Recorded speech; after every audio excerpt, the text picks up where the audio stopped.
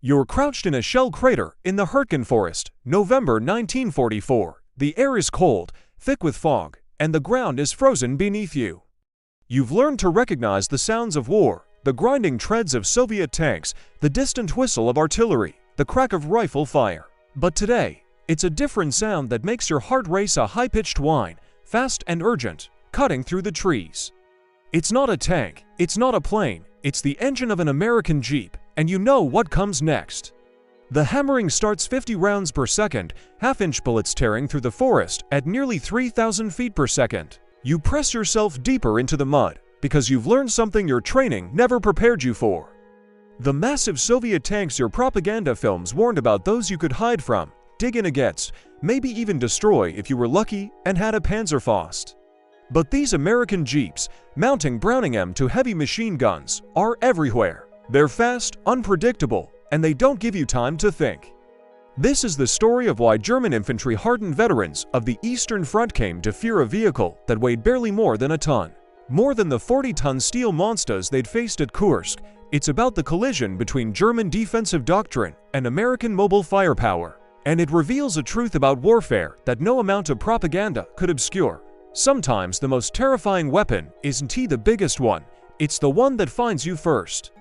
By late 1944, the Wehrmacht had spent 3 years fighting the Red Army. Their tactical doctrine had evolved around one overwhelming reality: Soviet armor. Since the disaster at Stalingrad and the defeat at Kursk, German infantry training had become obsessed with anti-tank warfare. Every Lanzer, the common German infantryman, knew the silhouette of a T-34, could estimate range to its weak points, and understood the proper angle to fire a Panzerfaust. The Soviet T-34 was genuinely fearsome, with sloped armor that could deflect most German anti-tank rounds at range, a 76mm gun, and the ability to traverse terrain that would bog down German vehicles. It had earned its reputation. By 1944, German infantry doctrine had crystallized around fighting these monsters. Dig deep, let them pass over your position. Hit them from behind with magnetic mines or the Panzerfaust, the shoulder-fired anti-tank weapon that had become the infantryman's best friend. It was terrifying work, but it followed predictable patterns. Tanks moved slowly through infantry positions. They needed support to be effective, and they were vulnerable in close-to rainforests, villages, urban rubble. German training manuals from this period reveal the psychological framework. Tank attacks were treated as events you could prepare for. You'd hear them coming, the grinding of treads, the roar of diesel engines. You'd have time, if only seconds, to make decisions. Hide and let them pass, or engage with your Panzerfaust from the optimal range of 30 to 60 meters. The manuals emphasized patience, fire discipline, waiting for the right moment. Soviet combined arms tactics were formidable, but they followed doctrine: concentrated armor assaults, artillery barrages, infantry following behind the tanks in predictable waves. Then the Americans arrived in force after D-Day, and German soldiers encountered something their training had prepared them for: American combined arms doctrine at the tactical level. The U.S. Army didn't just attach firepower to infantry units, they integrated it seamlessly at every level. And nothing embodied this philosophy more than the weapons-mounted Jeep. The Willys MB Jeep, the vehicle Americans called the Jeep and Germans called many unprintable things, was never designed to be a frontline combat vehicle. Weighing just over 2,300 pounds, with a quarter-inch steel body that couldn't stop rifle rounds, it was meant for reconnaissance, communications, and transporting officers. But American tactical flexibility, that pragmatic willingness to use whatever worked, transformed it into something else entirely. Units began mounting the Browning M2, 50 caliber heavy machine gun on a pedestal behind the passenger seat. Some mounted them on the hood. The result was a weapons platform that could cruise at 50 miles per hour cross-country, carried 1,600 rounds of ammunition, and could lay down devastating fire from unexpected angles. The Browning M2 itself was a technological marvel that German intelligence consistently underestimated. Designed by John Browning in 1918 and perfected through the 1920s and 30s, it fired a half-inch diameter bullet, the 50 BMG. Each round weighed over 4 ounces and left the barrel at 2,800 feet per second. The kinetic energy was staggering. At 500 yards, a .50 cal round could punch through both sides of a German half-track. The effective range against infantry was over a mile. The M2 could fire continuously for extended periods without overheating, unlike many German machine guns that required barrel changes after sustained fire. But specifications alone don't explain fear. To understand why German infantry came to dread these jeeps, you need to understand the tactical reality on the Western Front in late 1944. The hedgerow country of Normandy, the forests of the Hurtgen, the approaches to the Siegfried Line. This was close terrain, broken ground, where sight lines rarely exceeded 100 meters. German defensive doctrine relied on prepared positions, entrenchments, bunkers, interlocking fields of fire. You'd set up your MG-42, the Hitler's buzzsaw, in a concealed position covering an approach. You'd have infantry support on your flanks, maybe a pack anti-tank gun in reserve. When the Americans attacked, you'd wait until they were in the kill zone, then open fire. If American armor appeared, you'd withdraw to alternate positions while the anti-tank teams engaged. The American Jeep, when armed with the Browning M2 50 caliber machine gun, was more than just a fast-moving vehicle. It was a tactical revolution. German soldiers, trained to expect slow, methodical tank assaults, suddenly found themselves facing a weapon system that rewrote the rules of engagement. The Jeep's speed, agility, and firepower made it a nightmare for defenders, especially in the close, broken terrain of Western Europe. The first problem for German infantry was speed. A Soviet T-34 tank could move at about 30 miles per hour on roads, much slower cross-country. A Jeep, by contrast, could hit 50 miles per hour even on rough ground and accelerate from 0 to 30 in under 8 seconds. This meant that by the time a German machine gun team identified a Jeep as a threat and swung their weapon to engage, the Jeep had already moved. American Jeep teams exploited this ruthlessly. They operated in pairs or threes, moving along parallel paths, never presenting a static target. They'd appear from tree lines, fire devastating bursts from there, 50 cals, and disappear before German crews could respond. The second problem was penetration. German infantry field works in 1944 were designed to stop rifle rounds, machine gun fire, and shell fragments. Standard entrenchments used log-reinforced earthworks. MG-42 teams prided themselves on their reinforced positions, timber, and sandbags that could withstand anything short of a direct artillery hit. Then they encountered the M2 Browning. A 50 caliber round at combat ranges could punch through 12 inches of reinforced concrete. It went through sandbags like they weren't there. Logs thick enough to stop rifle fire splintered under 50 cal impacts. German war diaries from the Hurtgen Forest and the Siegfried Line are full of references to Schwer-Amerikanische Maschinengewehr, heavy American machine guns rendering positions untenable. Private Hans Schmidt of the 275th Infantry Division, captured near Aachen, told his interrogators, "We could hear them before we saw them, the engine sound, higher pitched than our vehicles. Then the shooting would start, and we could not raise our heads. The bullets went through everything: trees, walls, our positions. We called them jobos that drive. The comparison to fighter bombers is telling." German infantry had learned to fear a light air superiority. Now, that same kind of firepower was hunting them at ground level. The psychological impact compounded with each encounter. Against Soviet armor, you knew the doctrine. Stay hidden, wait for the optimal moment, strike from ambush. The tank might kill you, but you had agency.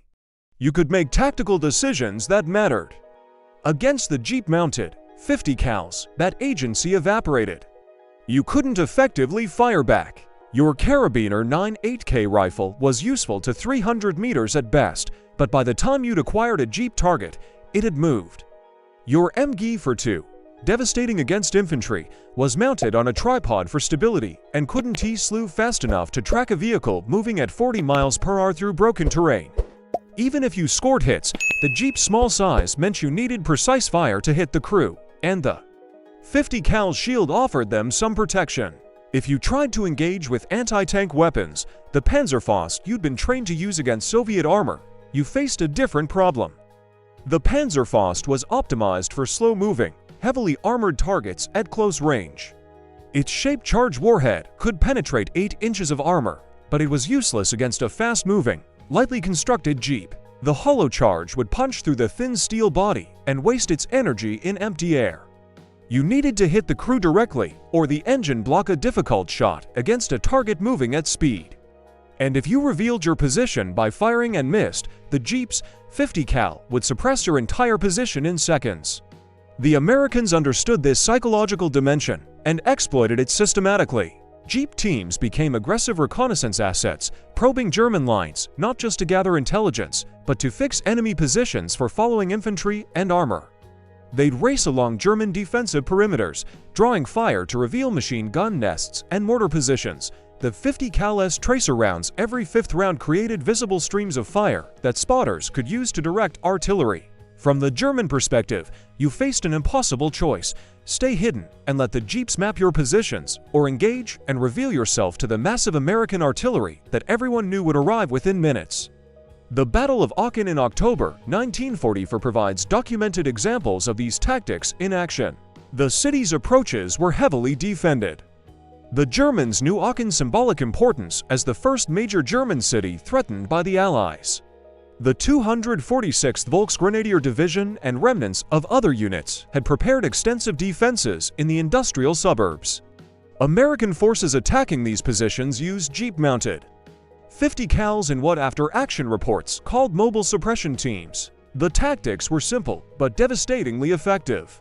While American infantry prepared to assault a German strongpoint, teams of 2 or 3 Jeeps would race past the position at high speed, each 50 cal crew firing continuous bursts into German firing slits, doorways, and prepared positions. The volume of fire was overwhelming. 3 Jeeps, each firing at 500 rounds per minute, meant 1,500 rounds raking the position in just 60 seconds. The goal wasn't necessarily to kill every defender. It was to keep them from firing back during the critical minutes when American infantry closed the distance. German defenders described it as being inside a drum beaten by hammers. The half-inch rounds punched through brick walls, ricocheted off cobblestones, and filled the air with concrete dust and splinters. Obergefreiter Paul Schneider of the 246th Division survived the battle and later wrote, "We had prepared for weeks. Every window, every corner had a firing position. We had MG-42s positioned for interlocking fire. When the Americans came, we expected to make them pay heavily for each block. Then their Jeeps arrived, 3 of them, so fast we could barely track them. The noise was terrible, like being under air attack, but somehow worse because you could hear the individual impacts. Our MG team tried to return fire, but couldn't traverse fast enough. The Americans in their big vehicle guns just kept circling, shooting, disappearing behind buildings, and reappearing from new angles. By the time they left, our positions were destroyed, not by artillery or tanks, but by machines barely larger than motorcycles. The German military was nothing if not adaptive. Throughout the war, the Wehrmacht had shown a remarkable ability to learn from defeat, to change tactics, and to innovate under pressure, but the arrival of the Jeep-mounted 50 caliber machine gun on the Western Front in late 1944 presented a challenge that German doctrine simply couldn't solve. As reports of these fast, heavy-gunned vehicles multiplied, German commanders scrambled to respond. Training bulletins distributed to units in the 7th Army Sector in November 1944 dedicated entire sections to countering American reconnaissance vehicles with heavy weapons. The advice was telling: engage these vehicles at maximum range with all available weapons simultaneously, as individual weapon systems cannot track them effectively. Use pre-registered artillery fire on likely approach routes. Deploy Panzerfaust teams in pairs, 1 to engage, 1 to provide covering fire against expected suppression. But these recommendations revealed the limits of German options. The 50 cal Jeeps were simply too fast, too mobile, and too unpredictable. The bulletins even advised immediate withdrawal from positions once Jeep-mounted weapons were identified in an area, warning that these vehicles typically preceded major American assaults and that remaining in place would lead to unacceptable casualties from following artillery. For a military that had always emphasized holding ground at all costs, this was a remarkable admission of defeat. The psychological impact on German troops was profound. The Eastern Front veterans, who had survived Stalingrad, Kursk, and the endless retreats through Ukraine and Poland, found themselves facing a new kind of fear. Against Soviet tanks, they had doctrine, weapons, and tactics.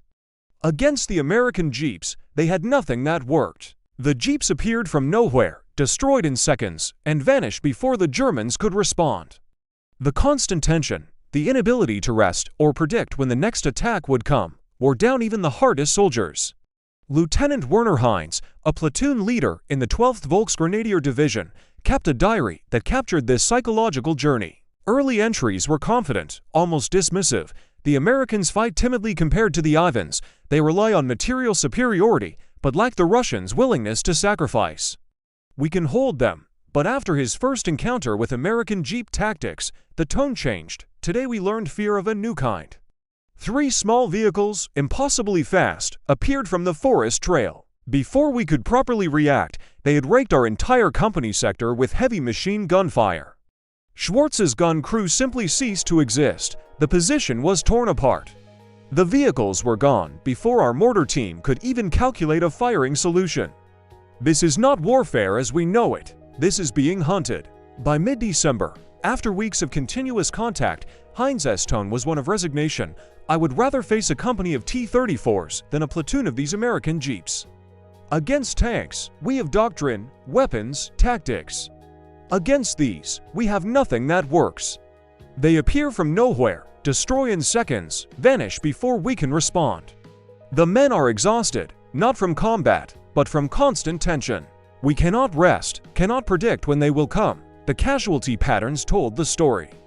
German medical records from Army Group B defending the approaches to the Rhine in late 1944 showed a distinctive signature. Casualties from heavy machine gun fire spiked dramatically compared to earlier periods. The ratio of wounded to killed increased, as the .50 caliber's devastating effects meant that hits were more likely to be fatal or cause severe traumatic injuries. Medical officers noted the prevalence of what they termed massive tissue trauma inconsistent with standard rifle or machine gun fire. But the .50 cal Jeep's effectiveness wasn't just about firepower. It was about American combined arms integration at a level German doctrine hadn't anticipated. The U.S. Army had spent the interwar years developing systems for coordinating infantry, armor, artillery, and air support. By 1944, this had reached a level of sophistication that German commanders found deeply frustrating. A typical American assault in the Hurtgen Forest or Aachen sector would unfold like this. Jeep-mounted reconnaissance teams would probe German positions, often drawing fire to reveal defensive locations. Within minutes, sometimes as little as 5 to 10 minutes, American artillery would begin hitting those revealed positions. Forward observers with the Jeep teams could call in fire missions with coordinates radioed back to battalion artillery. The Germans called this Führerwirkung ohne Versorgung fire effect without delay.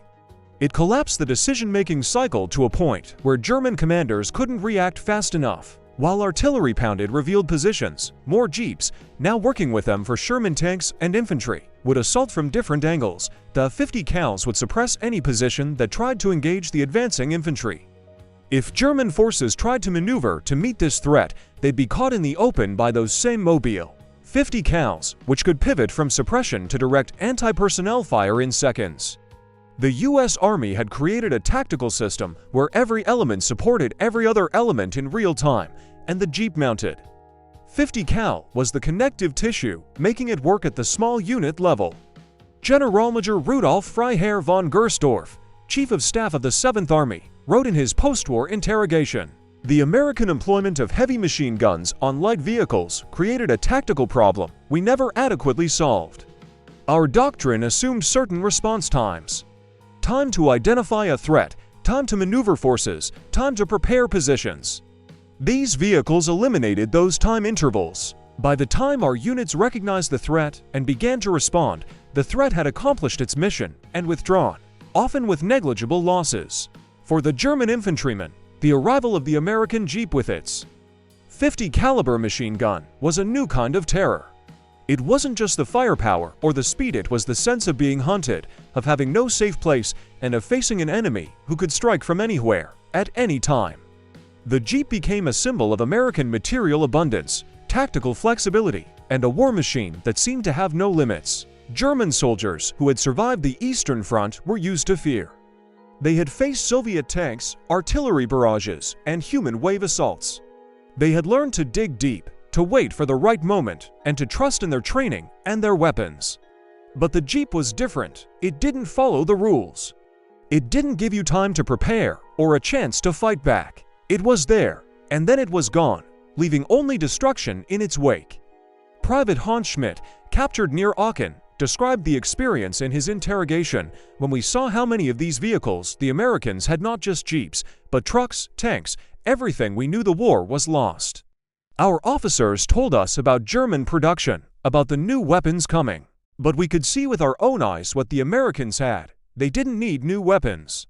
They had so many of the old ones that it didn't matter. The numbers bear this out." In 1944, American industry produced over 350,000 trucks and more than 11,000 M for Sherman tanks. German production that same year was under 90,000 trucks and about 19,000 armored vehicles of all types, many of which never reached the front due to fuel shortages and Allied air attacks. More importantly, American production was accelerating while German production was being disrupted by bombing and resource shortages. This material disparity translated directly into tactical confidence. American units could afford to be aggressive, to use ammunition liberally, and to take risks. A single 50 cal Jeep carried 1,600 rounds, enough for over 3 minutes of continuous fire. But American logistics meant that Jeep could be resupplied within hours, often faster. German machine gun teams, by contrast, had to ration every round, knowing that resupply was uncertain and that every bullet counted. The psychological impact was profound. American troops could lay down suppressive fire freely, knowing more ammunition was coming. German troops had to calculate every burst, every engagement, against an enemy who could shoot without restraint. The result was a growing sense of helplessness, a feeling that no matter how hard they fought, they could never match the Americans' firepower or mobility. The Jeep also undermined one of Germany's few remaining advantages: experienced junior leadership. By late 1944, the sergeants and corporals, who were the backbone of German small unit tactics, were increasingly scarce. Years of attrition had killed or wounded the best men.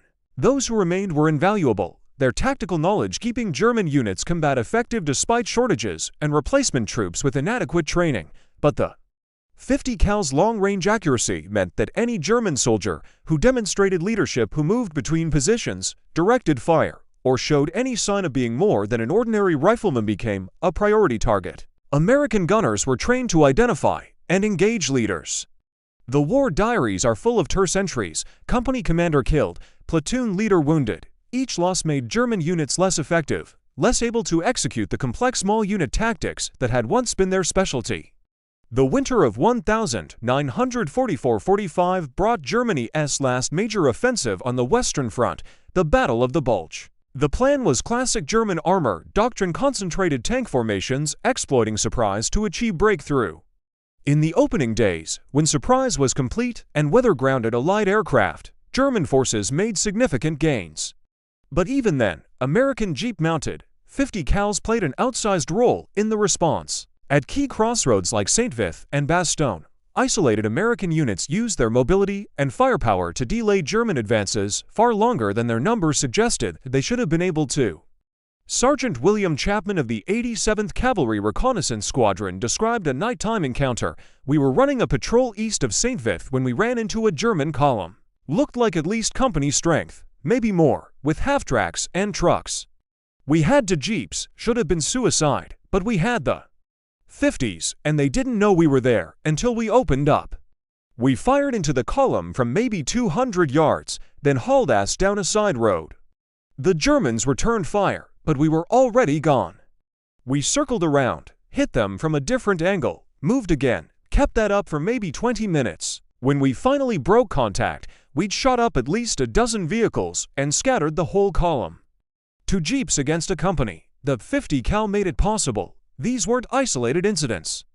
Across the Bulge battlefield, American reconnaissance and cavalry units used mobility and heavy machine gun fire to create confusion in German columns, delay advances, and buy time for heavier American forces to arrive. The psychological impact on German troops was significant. Even during their own offensive, when they should have had momentum and morale, they couldn't escape the harassment of these fast-moving weapons platforms. Letters and diaries from German soldiers reveal a growing sense of resignation. Friedrich Weber, a reconnaissance platoon leader in the 2nd Panzer Division, wrote to his family, "We are told we are winning, that the Americans are in disarray. Perhaps this is true at the large scale, but at our level, where we actually fight, it feels like we are the ones in disarray. We cannot move without being shot at by their fast vehicles with the heavy guns. We cannot rest because they circle our positions at night, firing and disappearing. Our vehicles run out of fuel and must be abandoned. They seem limitless. I do not know how we are supposed to reach the Meuse when we cannot even safely travel 10 kilometers. The Jeep with its 50 cal was never glamorous. It didn't win any single decisive battle, but it changed how German soldiers thought about the war they were fighting. It made them understand at a visceral level that they were facing an enemy that had solved warfare at a different level than they had, not through superior tactics or operational art, but through the systematic application of industrial power at every echelon of combat. By early 1945, the Western Front was a landscape of shattered towns, muddy roads, and exhausted armies. The German Wehrmacht, battered by years of attrition, was now facing the full weight of American material superiority. The Jeep, with its 50 caliber machine gun, had become a symbol of this new kind of warfare, a weapon that was everywhere, always moving, always ready to strike. The final months of the war saw the Jeep's role expand even further. No longer just a reconnaissance tool or a mobile gun platform, the Jeep became the connective tissue of the American advance. It was the eyes and ears of the army, the first to probe enemy lines, the last to leave a contested crossroads. Its speed and firepower allowed American units to seize the initiative, to exploit gaps in German defenses, and to keep the enemy off balance at every turn. The Battle of the Bulge had shown just how effective these tactics could be. As German forces launched their last great offensive, American Jeep teams harassed their columns, delayed their advances, and sowed confusion in their ranks. The 50 cal Jeeps were everywhere, racing down side roads, circling around flanks, and striking from unexpected angles. German commanders, already struggling with fuel shortages and logistical chaos, found themselves unable to move or resupply without risking ambush. The psychological impact was devastating. German soldiers, who had once prided themselves on their discipline and tactical skill, now found themselves hunted by an enemy they could not predict or counter. The Jeeps moved too fast, hit too hard, and disappeared before a response could be organized. The old doctrines, dig in, hold the line, wait for the enemy to come to you, no longer worked. The Americans had rewritten the rules. Material superiority played a crucial role. The U.S. Army could afford to be aggressive, to use ammunition liberally, and to take risks that would have been unthinkable for the Germans. Every Jeep carried enough ammunition for several minutes of continuous fire, and resupply was never far away. American logistics, backed by an industrial base that dwarfed anything Germany could muster, ensured that every unit had what it needed when it needed it. This abundance translated directly into tactical confidence. American units could act boldly, knowing that they would not run out of fuel, ammunition, or spare parts. German units, by contrast, became increasingly cautious, hoarding their dwindling supplies and avoiding unnecessary engagements. The result was a growing sense of inevitability, of feeling that the Americans could do whatever they wanted, whenever they wanted, and that nothing the Germans did could stop them.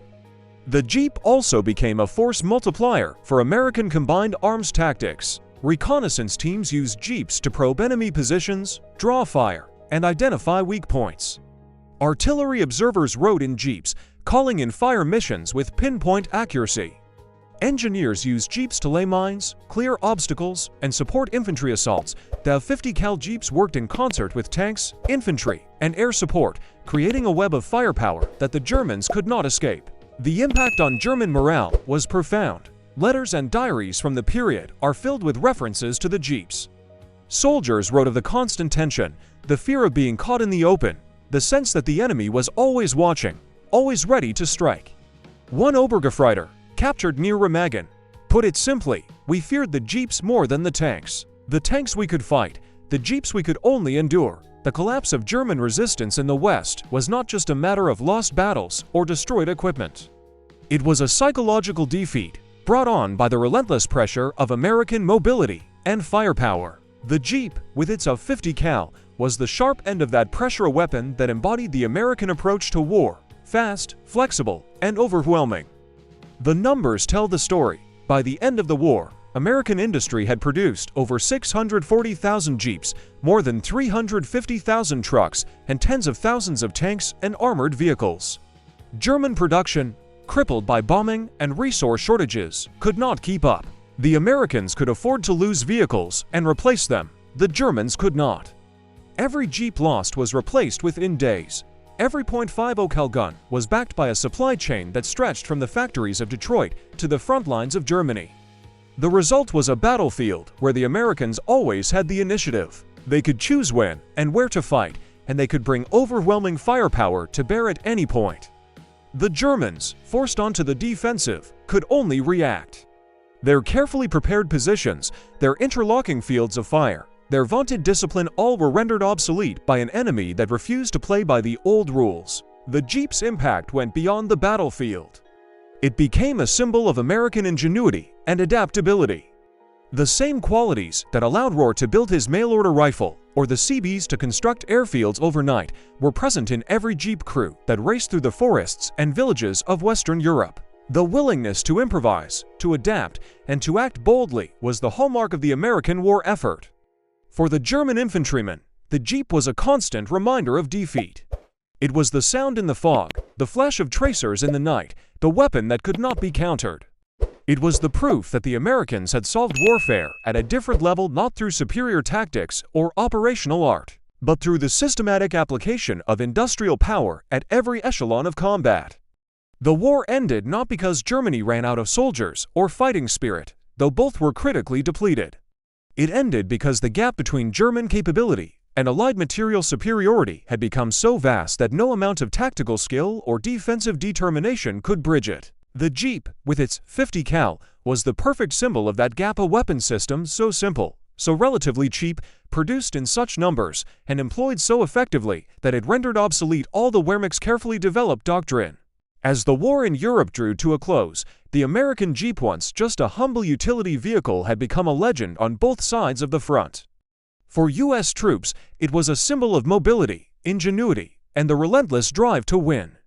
For German infantry, it was the weapon they feared more than the Soviet tank machine that seemed to be everywhere, impossible to predict, and impossible to stop. The Jeep's legend was built not just on its technical specs, but on the stories told by those who fought with and against it.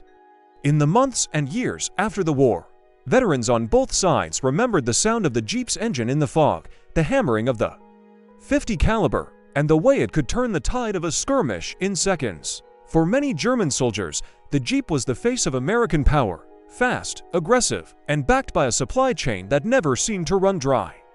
The psychological impact of the Jeep went far beyond its actual kill count. It was the uncertainty, the sense of being hunted, the knowledge that no position was truly safe. German soldiers who had survived the Eastern Front, who had faced Soviet tanks and artillery, now found themselves dreading the approach of a vehicle that weighed barely more than a ton. The Jeep was a constant reminder that the Americans could bring overwhelming firepower to any point on the battlefield, at any time. This fear was not irrational. The Jeep's .50 caliber machine gun could punch through sandbags, logs, and even light armor. Its speed and agility made it almost impossible to target with traditional anti-tank weapons. And its ubiquity there, where hundreds of thousands in service by 1945 meant that no German unit could ever be sure they were safe from its reach. But the Jeep's true power was as a symbol of American industrial might and tactical flexibility. It embodied the philosophy that had come to define the U.S. war effort: use what works, adapt quickly, and never stop moving. The same qualities that allowed American engineers to build airfields overnight or supply lines across oceans were present in every Jeep crew that raced through the forests and villages of Western Europe. For the Germans, the Jeep was a lesson in humility. It showed that all the training, discipline, and tactical skill in the world could be rendered obsolete by an enemy who could outproduce, outmaneuver, and outlast you. The Jeep was not glamorous. It didn't win medals or appear in propaganda films. But it changed the way German soldiers thought about the war they were fighting. It made them realize, often for the first time, that they were facing an enemy who had solved warfare at a different level. The Jeep's legacy lived on long after the war. In the post-war years, it became a symbol of American ingenuity and the power of mass production. It was featured in movies, television shows, and even comic books. Veterans remembered it as the vehicle that brought them home, the machine that could go anywhere and do anything. For many, It was the most reliable friend they had in a world gone mad. But the Jeep story is also a lesson for the present. In a world where technology is advancing faster than ever, the need for adaptability, flexibility, and the willingness to innovate is more important than ever. The Jeep's success was not just about having the right tool for the job, it was about the mindset of the people who used it. The willingness to break the rules, to try new tactics, and to trust in the power of teamwork and logistics. The German soldiers who faced the Jeep learned this lesson the hard way. They discovered that the most terrifying weapon is not always the biggest or the most powerful. Sometimes, it's the one that changes the rules, that makes your doctrine obsolete, that forces you to fight on terms you never expected. The Jeep, with its .50 caliber, was that weapon. As we remember the stories of World War II, it's easy to focus on the tanks, the planes, and the great battles. But the real story of victory is often found in the small things, the humble vehicles, the field modifications, the moments of innovation that turn the tide. The Jeep was never meant to be a frontline weapon, but it became one because American soldiers saw a need and filled it. They didn't wait for orders or for new equipment to arrive. They used what they had, and they made it work. The lesson of the Jeep is a lesson for all of us. In any field, whether it's business, science, or everyday life, the ability to adapt, to innovate, and to act quickly is often the difference between success and failure. The Jeep story is a reminder that the best solutions are often the simplest, and that the real power lies not in the machine, but in the people who use it. For the German infantrymen, the Jeep was a symbol of defeat. It was the sound in the fog, the flash of tracers in the night, the weapon that could not be countered. It was the proof that the Americans had solved warfare at a different level, not through superior tactics or operational art, but through the systematic application of industrial power at every echelon of combat. The war ended not because Germany ran out of soldiers or fighting spirit, though both were critically depleted. It ended because the gap between German capability and Allied material superiority had become so vast that no amount of tactical skill or defensive determination could bridge it. The Jeep, with its .50 cal, was the perfect symbol of that gap, a weapon system so simple, so relatively cheap, produced in such numbers, and employed so effectively that it rendered obsolete all the Wehrmacht's carefully developed doctrine. As you finish this documentary, think about what the Jeep story means for us now. Is it a lesson in the power of innovation, a reminder that the old ways are not always the best? Or simply a story of how a humble vehicle, in the hands of determined people, can change the course of history? Whatever it is, let it inspire you to face your own challenges with the same spirit of determination and hope. If you've enjoyed this journey through the story of the American Jeep and its impact on World War II, please like, comment, and subscribe for more untold World War II stories and deep dives into the technology and people that shaped history. What do you think is the most important lesson from the Jeep story? Share your thoughts below. We love hearing your take. Thank you for joining us on this journey through history. Until next time, keep asking questions, keep learning, and keep remembering the real stories behind the legends.